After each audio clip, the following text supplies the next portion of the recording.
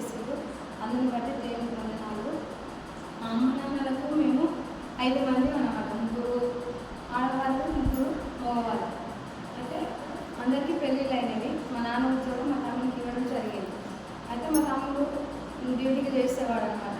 పెళ్లి చేసిండు, మేనమామ బిడ్డకు పెళ్లి చేసినాము. ఆ పాప ద్వారా కొన్ని గొడవలు అయినాయి అన్నమాట. కుటుంబ సమస్యలు, వ్యక్తిగతంగా గొడవలు ఉన్నాయన్నమాట. ఆ గొడవల వల్ల ఇంకా మనశ్శాంతి లేక ఫ్రెండ్స్ దగ్గరికి వెళ్ళి ఆలోచన చేసిండు అనమాట. ఊరికే గొడవలు అవుతున్నాయి, ఊరికే గొడవలు జరుగుతున్నాయి, ఇంట్లో కుటుంబంలో శాంతి లేదు, సమాధానం లేదు. ఎట్లా అని ఫ్రెండ్స్ ఏం చేసిందంటే, తాగితే బాధలన్నీ మర్చిపోతాము, గొడవలు అనేటివే ఉండవు, ఉన్నా మర్చిపోతాము అని చెప్పి ఎంకరేజ్ చేసి ఫ్రెండ్స్ తాగుడు అలవాటు నేర్పారు అనమాట. అయితే ఒకరోజు 2 రోజులు తాగుడు 3 సంవత్సరాలు బాగా త్రాగుడుకు బానిసయ్యాడు. అంతకుముందు జీవితంలో ఎలా ఉండేవాడు అంటే, మా తమ్ముడు ప్రార్థించేవాడు, బాగా మందిరానికి వెళ్ళేవాడు. అయితే సాతాను ఎలా పడగొట్టాలని చెప్పి వాడిని త్రాగుడుకు బానిస చేసింది అనమాట. సమస్యల ద్వారా, భార్య ద్వారా, కుటుంబం ద్వారా త్రాగుడుకు లోనైపోయి ఇంకా చివరికి ఎలా అయిపోయిందంటే మరణానికి దారి చేసింది అనమాట. అంటే వామిటింగ్స్ అయ్యేది, బ్లడ్ వామిటింగ్ అయ్యేది, మోషన్ పోయినా వామిటింగ్, కడుపులో నొప్పి విపరీతంగా, బాత్రూమ్ పోయినా బ్లడ్ పడేది. వామిటింగ్స్ అయితే బ్లడ్ ఇంత బ్లడ్ కక్కేవాడు, వచ్చి రక్తం, భయంకరమైన పరిస్థితిలో ఉన్నాడనమాట. అటువంటి స్థితిలో దేవుడు మా తమ్ముని కాపాడి బ్రతికించిండు. ఇది నా సజీవంగా నిలబెట్టినందుకు దేవునికి వందనాలు. అయితే అలా బెడ్ పడుతుంటే సహాయం చేసేవారు ఎవరు లేరు. హాస్పిటల్కి వెళ్తే మైనర్ హాస్పిటల్కి వెళ్ళింది అనమాట. అక్కడ ఏం జరిగింది, 3 లక్షల రూపాయలు కావాలి, తీసుకురండి, బాగా అవుతాడని చెప్పారు.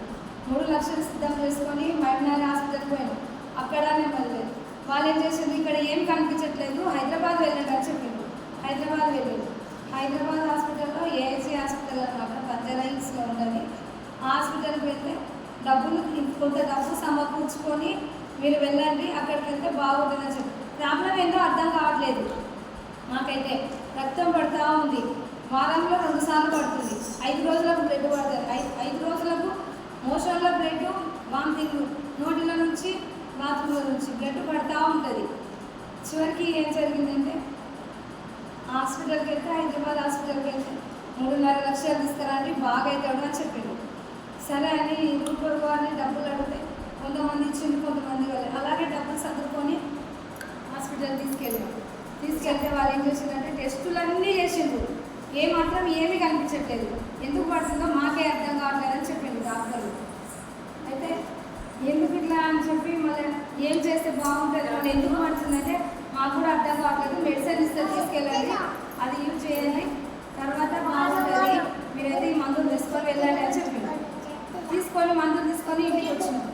మళ్ళీ బ్లడ్ అవుతుంది, మళ్ళీ బ్లడ్ పడుతుంది, మళ్ళీ నొప్పి వస్తుంది, మళ్ళీ తల్లాడుతున్నాడు, చేత కావట్లేదు, డబ్బులన్నీ అయిపోయినాయి. డాక్టర్లు అయితే ఏం చేయలేని పరిస్థితి. వీడేమో బ్లడ్ ఎక్కిస్తున్నాము, బ్లడ్ ఎక్కించకపోతే బ్లడ్ నిల్వ ఉండట్లేదు, తిన్న ఆహారము నిల్వ ఉండట్లేదు. చివరికి ప్రాబ్లం ఏంటో అర్థం కాక నిమ్స్కి వెళ్దాం అనుకున్నాం. నిమ్స్ హాస్పిటల్కి వెళ్తే అక్కడ డబ్బులు తక్కువ ఉంటాయి, ట్రీట్మెంట్ బాగుంటుందని ఎక్కువ వారు చెప్పిండు అనమాట. చెప్తే హైదరాబాద్ హాస్పిటల్లో 3.5 లక్షలు డబ్బు అయిపోయింది. ఇక్కడ మా దగ్గర ఏమీ లేవు, ఒక 30,000 మాత్రం పెట్టుకొని నా భర్తను, మా పెద్దమ్మ కొడుకును, మిగతా ఎవరో ఒక పాస్టర్, మా 4 వచ్చిన భర్త అనమాట, ఆయనను తీసుకొని కార్లో వెళ్ళిపోతున్నాం. ఎక్కడికి, నిమ్స్కనే వెళ్తున్నాం. అయితే దేవుడు గొప్పవాడు, సర్వశక్తిమంతుడు కాబట్టి, సజీవుడైన దేవుడు మా ఆలోచనలు వేరు, దేవుని ఆలోచనలు వేరు కనుక మేము ఒక సైడ్ వెళ్ళాలనుకున్నాం, మేము నిమ్స్కి వెళ్ళాలనుకున్నాం. కానీ దేవుడు అద్భుత రీతిగా చర్చలలో కారాగడం జరిగింది. టిఫిన్కి వెళ్ళిండు. అయితే ఈ వనపర్తి పట్టణంలో మార్టిన్ లూథర్ అని ఒక ఆయన ఉంటాడు అనమాట. ఆయన పాస్టర్, మన సేవకు తెలియదు నాకు. ఆ సేవకు మా పెద్దమ్మ కొడుకు, మా బాబాయ్కి పరిచయం అనమాట. ఎందుకు ఇక్కడ ఉన్నారంటే, ఇట్లా మా వదిన కొడుకు మొత్తం బ్లడ్ వామిటింగ్ అవుతుంది, మరి ఎందుకు నిమిత్తమో తెలియదు, హాస్పిటల్కి వెళ్తే డాక్టర్లు ఏం లేదని చెప్పిండు. నిమ్స్ కన్నా పోయి, నిమ్స్లో అయితే అన్నీ తెలుస్తుంది కదా, అన్ని వ్యాధులకు చికిత్స జరుగుతుంది కదా, అక్కడికి వెళ్దాం అనుకొని మా వదిన కొడుకుని తీసుకొని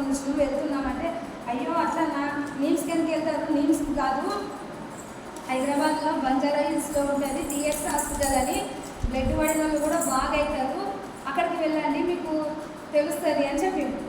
అయితే ఏదున్నా చెప్తాడు, ఎందుకు బ్లడ్ పడుతుందో ఏమైందో తెలుస్తుంది, కాబట్టి మీరు హాస్పిటల్కి వెళ్ళండి అని చెప్పాను. అయితే వీళ్ళందరూ ఇంకా మా బాబాయ్ విన్నాడు, మా అన్న విన్నాడు, మా ఆయన విన్నాడు. విని అదే రీతిగా మా అమ్మకు చెప్పినాడు, మా తమ్ముని చెప్పినాడు కదా, పోయి కార్లో కూర్చొని వెళ్ళి చక్కగా టీఎక్స్ హాస్పిటల్ ముందర కూర్చొని దించిందట. ఇదే నా నీమ్స్ అని అడిగిందట. కాదు, ఇది టీఎక్స్ హాస్పిటల్, ఇట్లా ఇలా బాగుంటుందంట అని చెప్పింది. తమ్ముడిని డాక్టర్ దగ్గరికి తీసుకెళ్ళడం జరిగింది. డాక్టర్ అన్ని పరీక్షలు చేసి 10 లక్షలు కావాలి ఈ సర్జరీకి. ఎందుకంటే మనం తీసుకున్న ఆహారంలో ప్యాంక్రియాస్ జీర్ణాశయం అనేది ఉంటుంది. ఆ జీర్ణాశయంలో ప్యాంక్రియాస్ అనే గ్రంథి డ్యామేజ్ అయింది, పూర్తిగా ఖరాబ్ అయింది. దాన్ని బాగు చేయలేదు, దాన్ని సర్జరీ చేయలేదు. దాన్ని సర్జరీ చేయాలంటే 10 లక్షల రూపాయలు కావాలి. 10 లక్షలు మీరు సిద్ధం పెట్టుకొని వస్తే మీకు సర్జరీ జరుగుతుందని అన్నారు. అంటే వీళ్ళ మయ్యమ్మతో అంత డబ్బు లేదు, ఇప్పటికే చాలా డబ్బులు ఖర్చు అయినవి అని మేము అడగడం జరిగింది. అప్పుడు ఏం జరిగిందంటే, దేవుడు అద్భుత రీతిగా, అయ్యో క్రైస్తవులు కదా, చిన్న బాబు కదా, మా తమ్ముడు చిన్న ఏజ్ అనమాట, 3 పిల్లలు అనమాట, చిన్న బాబు కదా, ఈ బాబుకు మళ్ళీ 3 బాబులు, తెలిసి తెలియక ఇలా జరిగిపోయింది అని చెప్పి డాక్టరే కరుణించి 10 లక్షల అయ్యే సర్జరీ 5 లక్షలు ఒప్పుకున్నాడు. ఆ 5 లక్షలు కూడా ఎవరు ఇవ్వడానికి సిద్ధం లేదు. ఇట్లా తెలిసిన వాళ్ళ దగ్గరికి వెళ్ళి డబ్బులు ఇవ్వడమ్మా అంటే, మా తమ్ముడికి ఇట్లా ఉన్న పరిస్థితి ఇట్లా అని అయితే వాళ్ళు ఏమన్నారంటే, కొంతమంది వాడు చనిపోతాడు, వాడు బ్రతకాడు, అసాధ్యం, వానికి డబ్బులు ఇచ్చినా మన డబ్బులు మునిగిపోతాయి, బ్రతకాడు, వేస్ట్ అని అనుకున్నారు. కానీ అలాంటి స్థితిలో దేవుడు డబ్బులను సమకూర్చిండు, డాక్టర్తో మంచి ట్రీట్మెంట్ జరిగించిండు. ఆ యొక్క ప్యాంక్రియాస్ గ్రంథి సర్జరీ చేయడం జరిగింది. సర్జరీ చేసేటప్పుడు ఎంత 6 అవర్స్ పట్టింది, 6 గంటల సమయం పట్టింది. ఈ సర్జరీ 50-50 గ్యారెంటీ, బ్రతుకుతాడో నమ్మకం లేదు. నేనైతే చేస్తా, ఈ ప్రపంచంలో దేనికి గ్యారెంటీ లేదు, కాబట్టి గ్యారెంటీగా నేను చెప్పలేను. మీ దేవుని మీద భారం వేసుకొని డబ్బులు కట్టండి అని చెప్పాడు. చెప్తే మేము ఇంకా మా చిన్న తమ్ముడు కదా, మాకు ఇంట్లో ఎట్లా దేవుడా అని దేవుడి మీద భారం వేసుకొని డబ్బులు తీసుకొచ్చి కట్టడం జరిగింది. అది ఇదిగా డబ్బులు కట్టినాక సర్జరీలో ఏమవుతాడో అనుకున్నాం, నమ్మకం లేదు, చచ్చిపోతాడని గ్యారెంటీగా చెప్తున్నారు, నమ్మకం లేదని డాక్టరే చెప్పిండు. ఊళ్ళో మంది అంటున్నారు, ఎట్లా చేయలేదు దేవుడా అని దేవుని మీద భారం వేస్తున్నాం. దేవుడు అద్భుత రీతిగా సర్జరీని చాలా మంచిగా జరిగించిండు. ఈనాడు మా తమ్ముడు ఆరోగ్యంగా ఉన్నాడు, అందుకు దేవుడికి వందనాలు. మా తమ్ముడు విశ్వాస జీవితంలో పడిపోయినప్పుడు దేవుడు మరలా నిలువబెట్టుకున్నాడు. నాడు దమస్క మార్గంలో సౌలును పట్టుకొని పౌలును మార్చిన రీతిగా మా తమ్ముడు బ్రతికిండు ఈనాడు, అందుకు దేవుడికి వందనాలు. ఆ రీతిగా అందరూ ఇరుగు పొరుగు వారు మాట్లాడుతూ ఉంటే ఎంత భయం వేసింది. సజీవుడైన దేవుడు, నమ్మదగిన దేవుడు, బ్రతికిస్తాడు, మారాన్ని మరణంగా మార్చిన దేవుడు కనుక మా తమ్మిని కూడా బ్రతికిస్తాడని నమ్మకంతో, విశ్వాసంతో నేను అందరం ప్రార్థించాడు. సేవకులు కూడా ఎంతగానో ప్రార్థించారు. పాస్టర్ అయ్య గారు కూడా ఎంతోమంది సంఘస్థులు ప్రార్థించారు. అందుకు దేవుడికి వందనాలు. ప్రార్థించిన రీతిగా ప్రార్థనలు ఆలకించి ఆశీర్వదించి మా తమ్మిని సజీవంగా నిలవబెట్టినందుకు దేవుడికి వందనాలు. విశ్వాస జీవితంలో మళ్ళీ తమ్మిని పునరుద్ధరింపజేసి ఇప్పుడు మందిరానికి పోతున్నాడు. రాముడు అంటేనే భయపడతాడు, రాముడు జోలికి పోడు. ఏ రీతిగా మారుతాడో మా తమ్ముడు అనుకున్నాం. అరే ఎప్పుడు మారుతావు రా, రాముడు వదిలేరంటే ఒకరోజు టైం పడుతుంది, టైం ఉంది, ఇంకా నేను దేవునితోకి రావాలంటే టైం ఉంది అని అన్నాడు.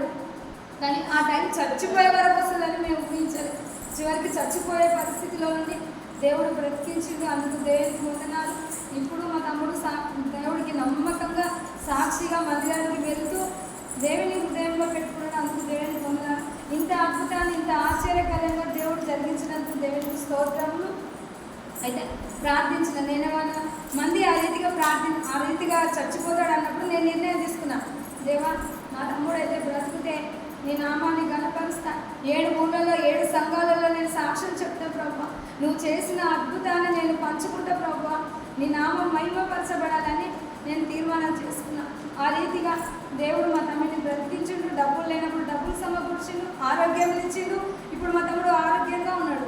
ఇదంతా దేవుడు చేసిన మేలు, దేవుడు చేసిన ఉపకారం, దేవుడు చేసిన గొప్ప కార్యానికి నేను ఏమిచ్చి రుణం తీర్చుకున్నలేను. జీవితాంతం మా కుటుంబం నేను ఆయన సన్నిధానంలో ఆయనకు నమ్మకస్తమై బ్రతుకుతామని తీర్మానం తీసుకున్నాను. అందుకుని బట్టి దేవుడి పొందనాలు. ప్రార్థించిన పాస్టర్ కూడా నా వందన. ఈ చిన్ని సాక్ష్యం దేవుడు దీవించులాగా.